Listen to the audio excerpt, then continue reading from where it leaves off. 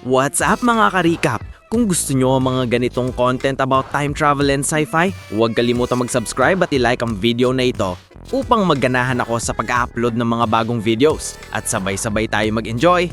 Halika, simulan na natin! Nagsisimula ang kwento kay Chelsea, isang real estate inspector na ang trabaho ay suriin ang mga ari-arian para sa isang bangko.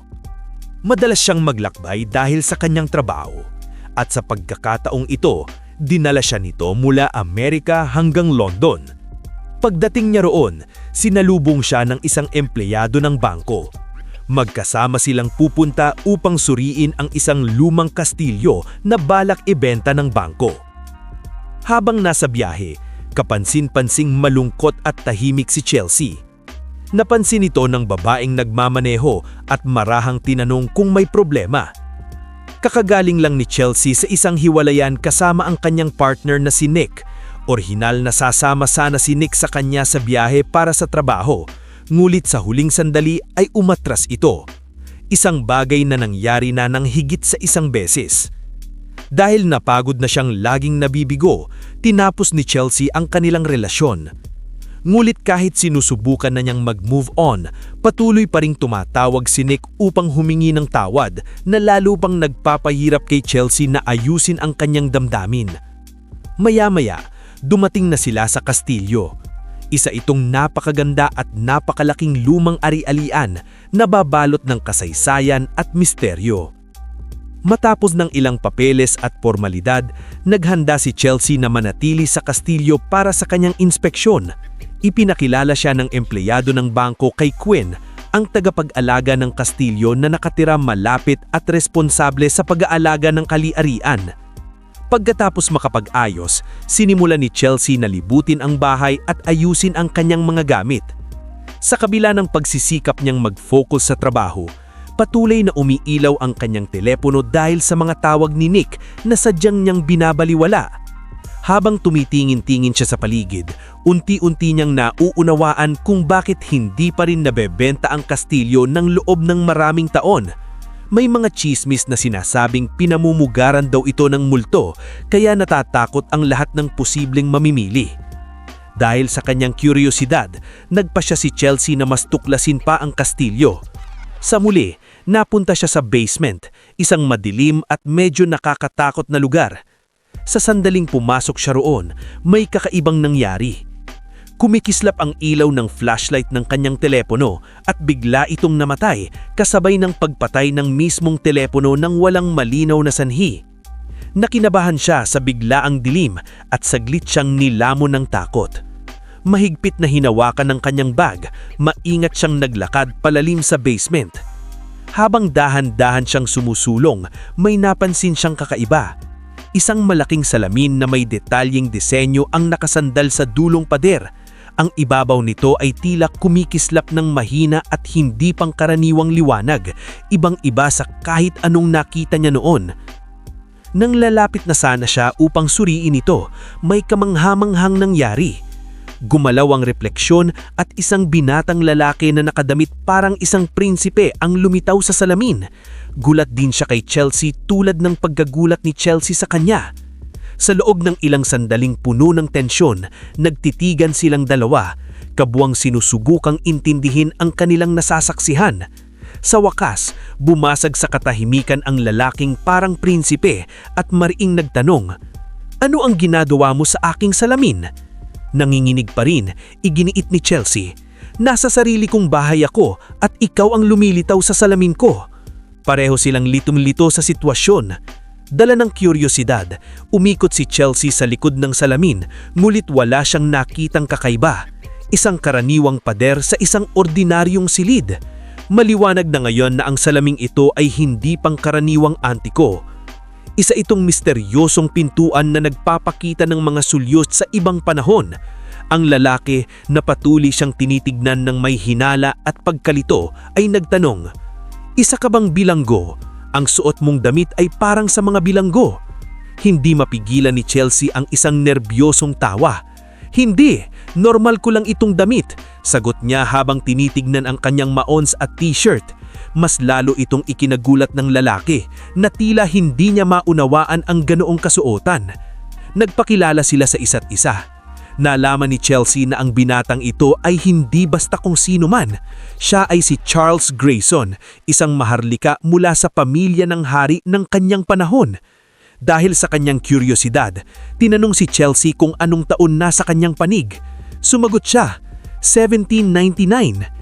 Ibinihagi naman ni Chelsea na siya ay mula sa taong 2025. Pareho silang namangha sa misteryosong ugnayan na nagbigay daan upang makapag-usap sila sa pamamagitan ng salamin pinagmagitan ng mga siglo. Habang dahan-dahan silang lumalapit sa salamin, sabay silang nag-unat ng kamay at sa isang igaplap ay muntik nang magbikit ang kanilang mga palad. Nang magdikit ang kanilang mga daliri sa salamin, may kakaibang enerhiya ang dumaloy sa kanila, nagdulot ng damdaming hindi nila maipaliwanag. Isang hindi masabi at misteryosong koneksyon. Bago pa nila maunawaan ang lahat, narinig ni Charles ang pagtawag ng kanyang ina mula sa kanyang mundo. Humingi siya ng paumanhin, halatang nag-aalinlangan at mabilis na nawala ang kanyang anyo sa salamin. Naiwan mag-isa si Chelsea sa basement, tahimik at tulala, magulo ang isipan. Sa wakas, tumalikod siya sa salamin at umakyat pabalik sa itaas, tuluyang nababago ng kanyang pangyayari. Kinaumagahan, bumalik si Chelsea sa basement, ngunit ngayon ay mukhang normal na lamang ang salamin. Dala ng kanyang hangaring maintindihan ang tunay na nangyayari, binisita siya ni Quinn, ang tagapag-alaga ng kastilyo. Ipinaliwanag ni Quinn na walang gumaganang gadget sa basement. Laging tumitigil ang ilaw, may mga kakaibang inig na naririnig minsan at hindi talaga gumagana ang kuryente roon, kaya iniiwas niyang pumasok sa silid na iyon. Habang nasa bahay ni Quinn, napansin ni Chelsea ang isang libro tungkol sa paglalakbay sa panahon at hiniram niya ito. Maraming impormasyon ang libro tungkol sa mga misteryosong pintuan katulad ng kanyang naranasan. Dahil sa kanyang kuryosidad, tinawagan ni Chelsea ang may akda na sinabing may iba pang report tungkol sa mga ganitong pintuan kung saan hindi gumagana ang kuryente. Ipinaliwanag din ng may akda na ang mga portal na ito ay konektado sa mga yugto ng buwan. Sa gabi ng kabilungan buwan o bagong buwan, lumalakas ang enerhiya at maaaring bumikas ang pintuan. Dahil 2 araw na lamang bago ang susunod na full moon, napagtanto ni Chelsea na maaaring bumikas muli ang portal ngayong gabi. Kaya noong gabing iyon, naghanda si Chelsea at bumaba muli sa basement. Sa pagkakataong ito, nandun na si Charles, naghihintay sa kanya. Nag-usap silang dalawa at ikinuwento ni Chelsea kung gaano kaiba ang kanyang mundo. Halos lahat ng sakit ngayon ay may lunas na at may mga eroplano na nagpapahintulot sa mga taong makapaglakbay kahit saan sa buong mundo. Namangha si Charles at inamin na nais niyang makita mismo ang hinaharap. Ngunit binalawanan siya ni Chelsea na kung tatawid siya, maaaring magbago ang kasaysayan ng hindi inaasahang pangyayari at maapektuhan ang kanilang buhay. Habang nag-uusap sila, nagsimulang kumain si Charles ng cookies at inalok siya ni Chelsea sa pamamagitan ng salamin. Sa una ay nasarapan siya, ngunit bigla siyang nahirapang huminga. May mani pala ang cookies at may malubha siyang allergy sa mani. Habang nagsisimulang magpanik si Chelsea, natakot naman si Charles at nang hindi nag-isip, tumalon siya sa salamin patungo sa mundo ni Chelsea para tulungan siya. Nasabi pa ni Chelsea na nasa bag niya sa kusina ang kanyang EpiPen. Mabilis na umakyat si Charles, nahanap ang bag at ibinalik ito sa kanya. Nanginginig ang kanyang mga kamay habang inine-injectionan niya ang sarili gamit ang EpiPen at unti-unting humupa ang kanyang allergic reaction, ngunit nanatili siyang mahina. Dahil hindi pa siya ganap na maayos, nagpa siya si Charles na manatili sa kanyang tabi. Sa sobrang pagod, pareho silang nakatulog doon mismo sa basement. Kinaumagahan, nagising si Chelsea na mas magaan na ang pakiramdam at ganap nang bumalik ang kanyang lakas. Ngunit nang tinignan nilang dalawa ni Charles ang basement, natuklasan nilang sarado na ang pintuan ng salamin. Ang portal sa pagitan ng kanilang mundo ay nagsara na. Ayon sa nabasa ni Chelsea sa libro, muli itong bubukas makalipas ang 15 days sa susunod na full moon. Samantala, si Charles ay parehong nasasabik at nabibigatan sa modernong mundong kinasadlakan niya. Lahat ng bagay sa paligid niya ay kamangha-mangha, ang mga tanawin, teknolohiya, ingay at bilis ng buhay. Dahil wala siyang ibang mapuntahan, nagsimulang tumira si Charles sa kastilyo kasama si Chelsea. Ginugol ang kanilang mga araw sa pagbabahagi ng mga kwento. Ikinuwento ni Charles ang kanyang nakaraan, pamilya at ang buhay na iniwan niya noong 18th century, habang ipinakilala naman ni Chelsea sa kanya ang mga misteryo at kakaibang mundo ng taong 2025. Unti-unting nabuo ang isang ugnayan sa kanila. Nagsimulang silang magmalasakit sa isa't isa at ang kanilang mga usapin ay nagbago mula sa simpleng kuryosidad patungo sa tunay na pagmamahal. Isang araw, nagpasya si Chelsea na hanapin si Charles Grayson sa Wikipedia upang tignan kung may tala tungkol sa kanya sa kasaysayan. Sa kanyang pagkagulat at matinding dalamhati, may natuklasan siyang malungkot na katotohanan.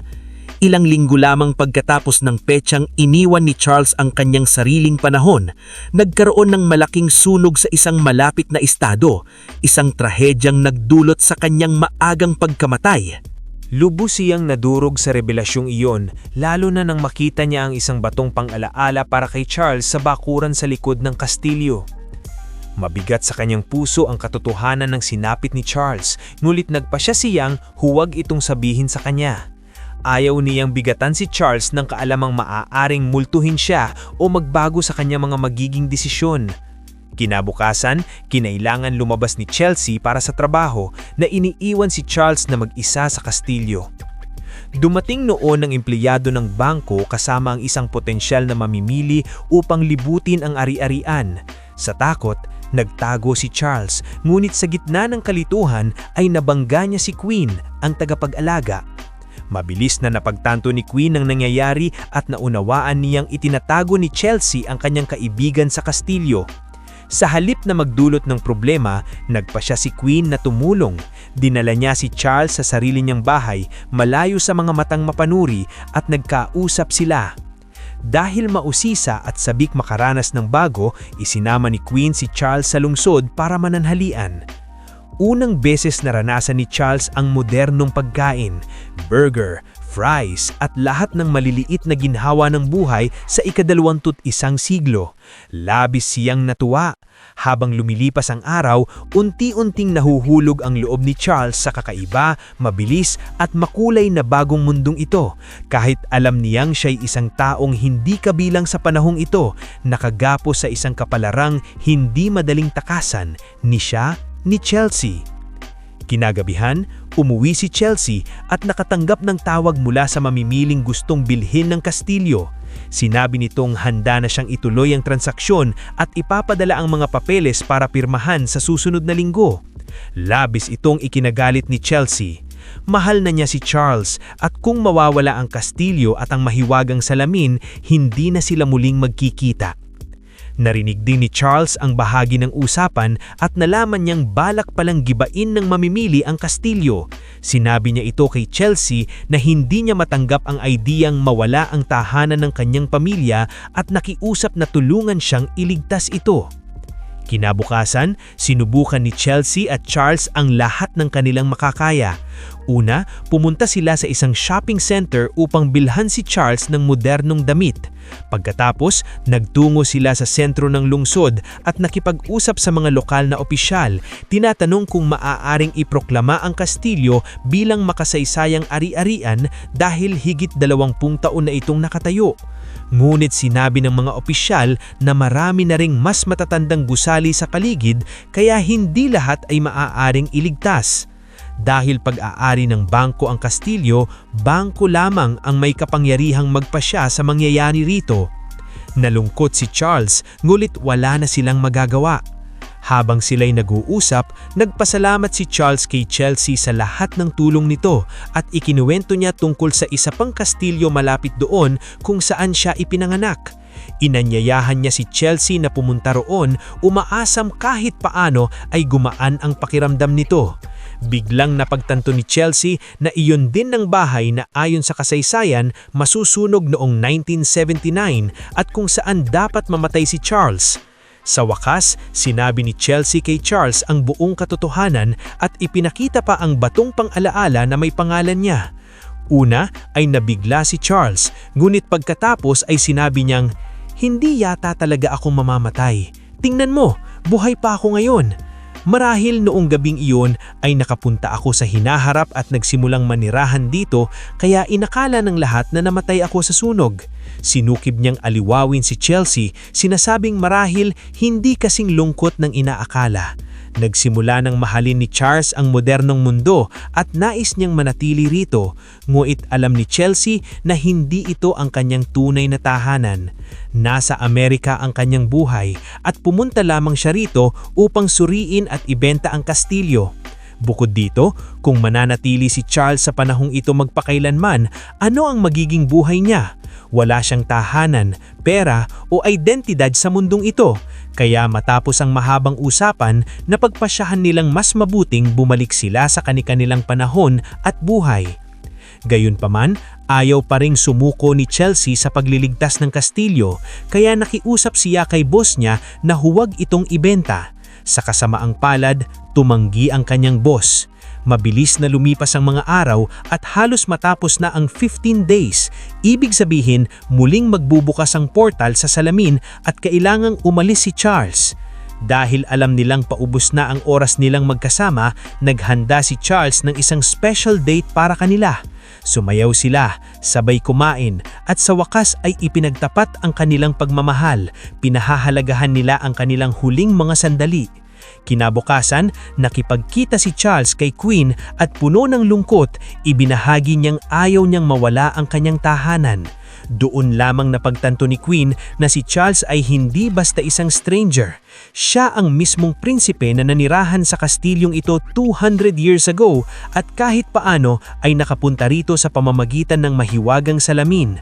Nag-usap silang dalawa at ibinahagi ni Charles na nais niyang tulungan si Chelsea upang matiyak niyang magiging maayos ang kanyang buhay. Nais sana niyang ipamana ang bahay sa pangalan ni Chelsea upang maibenta niya ito kung kakailanganin niya ng pera. Kalaunan, habang nasa bahay, napansin ni Charles ang isang patalasta sa magazine tungkol sa isang bangko na tinatawag na Greyfield na 300 years na nag-ooperasyon. Ibinigay nito ang isang ideya kay Charles. Maya-maya, dumating ang gabi ng kabilugan ng buwan. Muling magbubukas ang portal sa salamin at maaaring ito na ang kanyang huling pagkakataon na makita si Chelsea. Naghanda si Charles, hinilaki si Chelsea at kahit nakiusap siyang manatili siya, ipinigilit niyang kailangan niyang umalis, ngunit nangakong babalik siya sa laong madaling panahon. Pumasok siya sa salamin, iniwang wasak ang puso ni Chelsea. Sa susunod na 15 days, maraming maaaring mangyari. Maaaring maibenta ang bahay, masira ang salamin at naghahanda na ang mamimili ng mga papeles. Sa totoo lang, nais na mismo ni Chelsea na bilhin ng bahay dahil mahal na niya ito, ngunit wala siyang sapat na pera. Habang papirma na sana siya sa mga papeles ng aprobal, biglang may kumatok sa pintuhan. May matandang lalaking lumabas at nagpakilalang empleyado ng bangkong tinatawag na Greyfield, ang parehong bangkong nakita ni Charles sa magazine. Ipinaliwanag ng lalaki na noong 1999 bumisita si Charles sa bangko at nag-iwan ng litra para kay Chelsea. Ibinigay niya ang litra kung saan isinulat ni Charles na nais niyang bigyan si Chelsea ng isang magandang buhay at iniwan niya ito ng maliit na kayamanan. Sa perang ito, maaari niyang bilhin ng bahay o ipaayos at ibenta kung nanaisin niya. Nasa kanya ang pagpipilian.